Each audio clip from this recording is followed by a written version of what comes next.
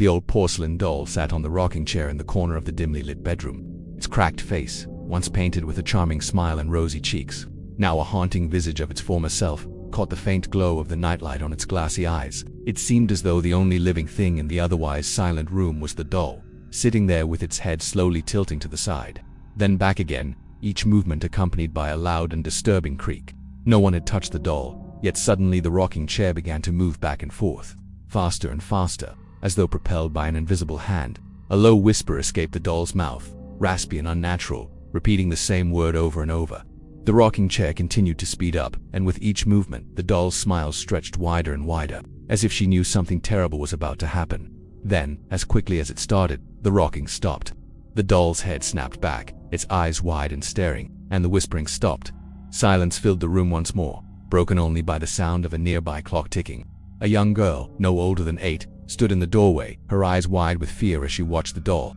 Her name was Emma, and she had just moved into the old house with her parents.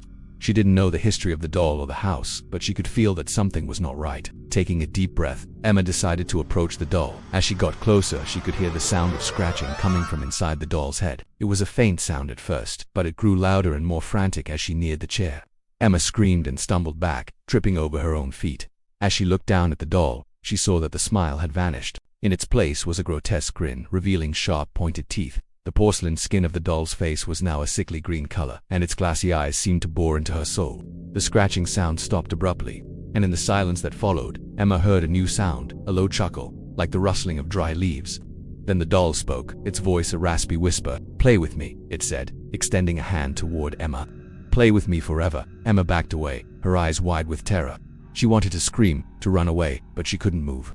She was frozen in place, her gaze locked on the doll. And as the creature continued to beckon to her, its grin widening, Emma felt a sense of dread wash over her, knowing that if she refused, the doll would never stop wanting to play. Like and subscribe for more.